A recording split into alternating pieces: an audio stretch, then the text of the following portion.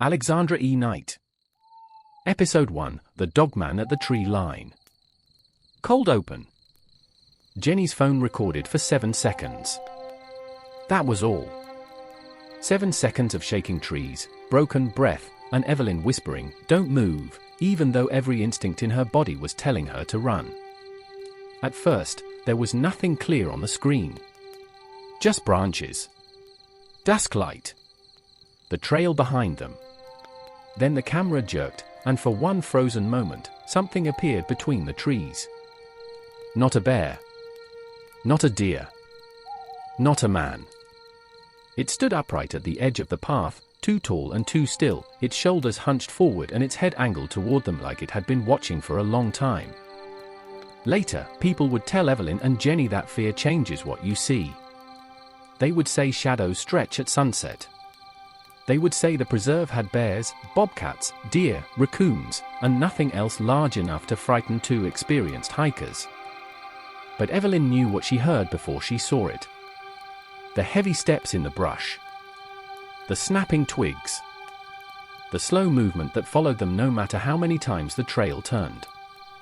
And when Jenny finally lowered the phone, when the 2 of them stood there with the forest going quiet around them, Evelyn understood something far worse than the shape in front of them.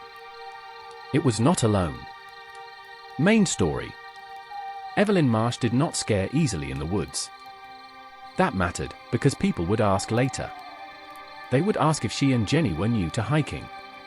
They would ask if they had been drinking, if they had wandered off the path, if they had mistaken a bear for something stranger because the light was going bad and the trees were thick. Evelyn hated those questions. Not because they were unfair, but because they were reasonable. She would have asked the same things if someone else had come running out of the preserve white-faced and shaking, swearing that something had followed them on 2 legs. But Evelyn and Jenny were not careless weekend amateurs with clean boots and a rented tent. Almost every second weekend, when weather allowed and work did not interfere, they came out to the preserve. They knew the main campsite, the small log cabins, the ranger station, the lake trail, the old lookout path, and the narrow deer track that cut behind the ridge before curving back toward the public grounds. They knew which roots caught your ankles after rain. They knew where the trail dipped and held mud. They knew which hollow carried sound in strange ways, making a squirrel sound like a bear if you were nervous enough. They also knew the animals. There were black bears in the deeper sections, though most wanted nothing to do with people. Deer moved through the trees like ghosts. Bobcats were sometimes seen at dawn or dusk, though usually only as a flash of movement and a tail disappearing through brush. Raccoons raided the bins if campers got lazy. In Evelyn's opinion, the most dangerous creature in the whole place had once been a rabid raccoon that launched itself at their friend Laurie. Laurie was short for Lawrence, though he hated when people used the full name because, according to him, it made him sound like somebody's accountant.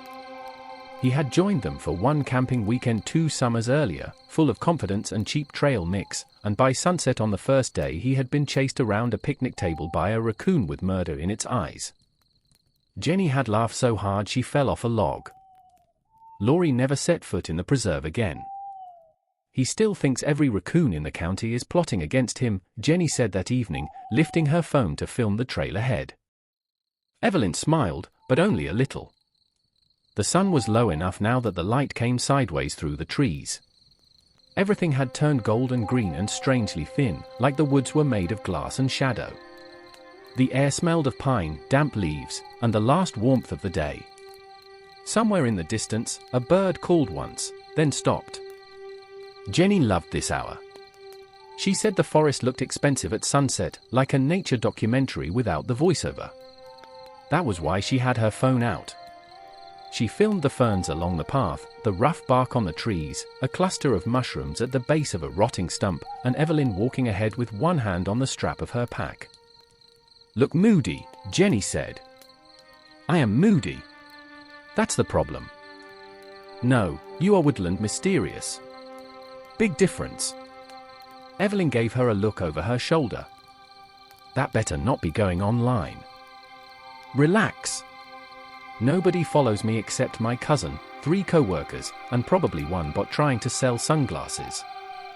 Usually, that would have made Evelyn laugh properly. But the feeling had started about 10 minutes earlier, just after they passed the split rock where the ridge trail narrowed. A prickling at the back of the neck. A pressure between her shoulder blades. The childish certainty that something had looked up when they passed. She told herself it was the hour. Sunset always changed the woods. Shapes thickened. Sound carried differently. The safe, familiar trail became a place of half-seen things. Then something moved in the brush behind them. Not close. Not far enough. Evelyn stopped. Jenny nearly walked into her. What? Evelyn listened. For a few seconds there was only the whisper of leaves and the tiny clicking of insects in the undergrowth. Then, from somewhere behind the line of young trees to their left, a twig snapped. It was not the light crack of a squirrel. It was the sound of weight. Jenny lowered her phone. Bear? Evelyn did not answer right away. She looked toward the brush, then toward the curve in the path ahead. The trail bent around a slope and dropped gradually toward the creek crossing. From there, it was maybe 20 minutes to the campsite if they kept a decent pace. Maybe, she said. But she did not believe it. A bear would make noise. It might huff, shift, break branches, or simply lumber away. This sound had stopped the moment they stopped, as if whatever made it had been listening too. Jenny glanced at her, and for once the brightness in her face dimmed. We should head back. Yes. They began walking again, faster now, not running, because running in the woods near sunset was how people broke ankles and made bad situations worse. Evelyn kept her eyes moving. Trail. Brush. Slope. Trees. Trail again. Behind them, something stepped through leaves. One step. Then another. Too slow for a deer. Too deliberate for a raccoon. Too quiet for a bear, unless the bear was trying not to be heard. Jenny raised her phone again, not high this time, not obvious. She held it low near her jacket and tapped the screen. Are you recording? Evelyn whispered. Yes. Do not turn around too fast. I wasn't planning to do anything fast except leave. They rounded the bend. The trees opened slightly there, giving them a view across a shallow hollow filled with long grass and fallen branches. The light was dimmer under the canopy, blue now instead of gold. A crow lifted from a dead pine and vanished without making a sound. That was when Evelyn saw the first shape. At first, her mind refused it. There was a dark trunk between two pale birches, and beside it a shadow that seemed thicker than the rest. She looked at it because the shape was wrong. Not moving. Not swaying. Not part of the tree. It was too vertical. Too wide at the shoulders. Too narrow at the waist. Jenny stopped breathing beside her. The phone tilted up. The thing stood at the edge of the hollow, half hidden by saplings. Evelyn's first thought was man. Her second was bear. Her third thought did not come as a word. It came as cold through the bones. The head was not right for either. Long muzzle. High ears. Dark fur along the neck and chest. It stood with its arms, or front legs, or whatever they were, hanging too low at its sides. The body leaned forward, not like a man trying to scare hikers, but like an animal that had learned it could rise higher when it wanted to see. Jenny made a sound so small Evelyn barely heard it. Eve. Back up, Evelyn whispered. The thing did not move. It watched them. There was no snarl. No roar. No sudden charge. Somehow that was worse. A charging animal could be understood. A startled bear could be explained. This thing was calm. It had all the time in the world. Evelyn took one step back. Jenny took one with her. The phone kept recording. Then something snapped on the other side of the trail. Closer. Evelyn turned her head before she could stop herself. The brush to their right trembled once, low and heavy, as if something had just moved through it and stopped behind the screen of leaves. She could not see a body. She could not see eyes. But she heard the breathing. Slow. Wet. Near.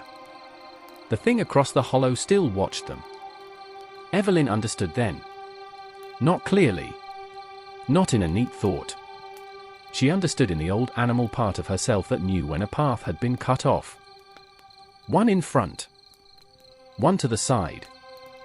They were being pushed. "Jenny," she said, and her voice sounded nothing like her own. "When I say go, you run for the creek path. Do not look back. Do not film. Just run." Jenny's hand tightened around the phone. "I can't move." "Yes, you can." The shape across the hollow lowered slightly. Its shoulders rolled. For a second Evelyn saw the length of its face clearer between the saplings, and something pale caught the last light where its eyes should have been. The brush to the right cracked again. This time it was closer. Evelyn grabbed Jenny's sleeve. "Go." They ran. The trail dropped beneath them in a blur of roots, stones, and whipping branches. Jenny stumbled once, but Evelyn yanked her upright before she hit the ground. Behind them, the woods exploded into movement. Not one set of steps. Two. One crashed through the hollow with terrifying speed, breaking through brush as if the trees were grass. The other came from their right, parallel to the trail, keeping pace with them for several horrible seconds. Jenny was crying now, breath tearing in and out of her throat. "What is it? What is it?" Evelyn had no answer. Saying dog felt insane. Saying wolf felt worse. Saying man would have been a lie. The creek appeared ahead, a black ribbon between stones. They did not slow down.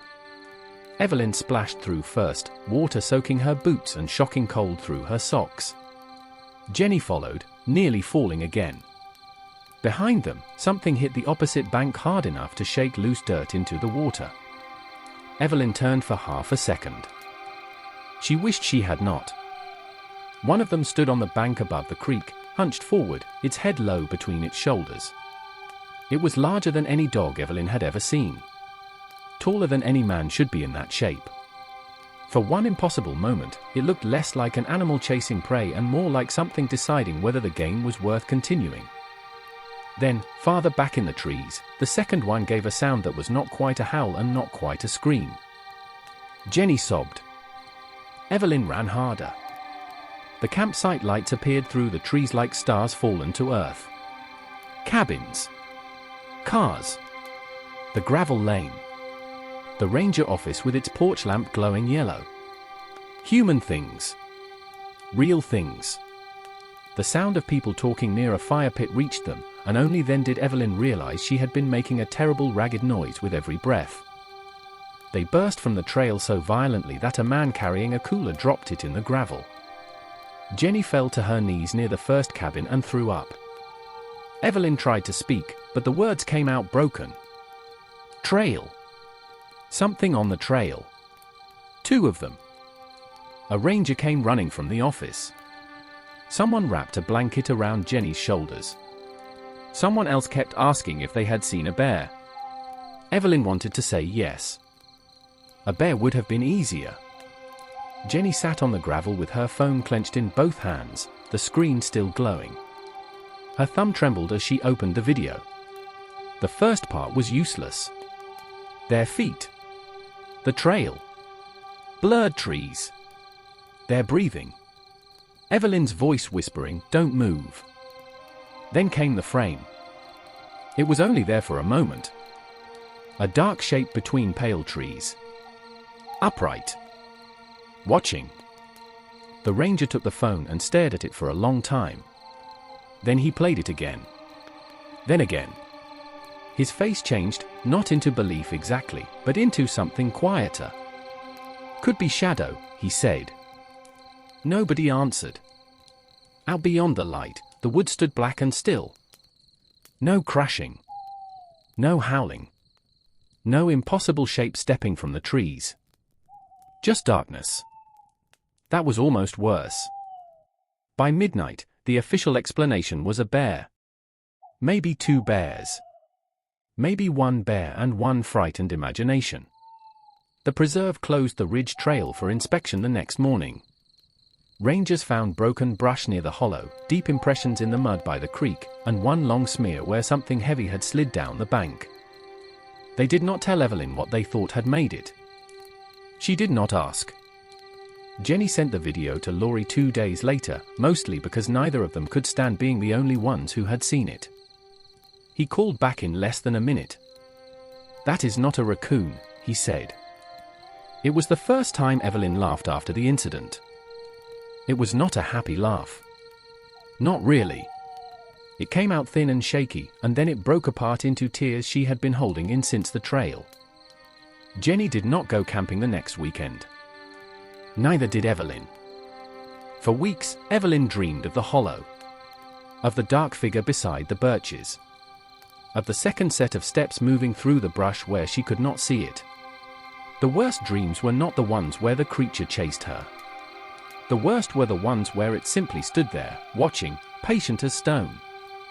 Because in the dream, just like in the video, Evelyn always knew the truth before she woke. The thing in front of them had never needed to chase. It had only needed to hold their attention. Folklore footnote. Dogman stories often sit in the strange space between cryptid lore, backwoods warning tale, and witness report. The modern Michigan Dogman legend became widely known after Steve Cook's 1987 radio song, but the idea of an upright canine figure in the woods has spread far beyond one state. Most reported accounts share the same uncomfortable details. A body too tall for a normal dog. Movement too deliberate for an ordinary animal. A witness who insists they know the local wildlife and what they saw did not fit. Maybe Evelyn and Jenny saw 2 bears in bad light. Maybe fear and sunset made the woods lie.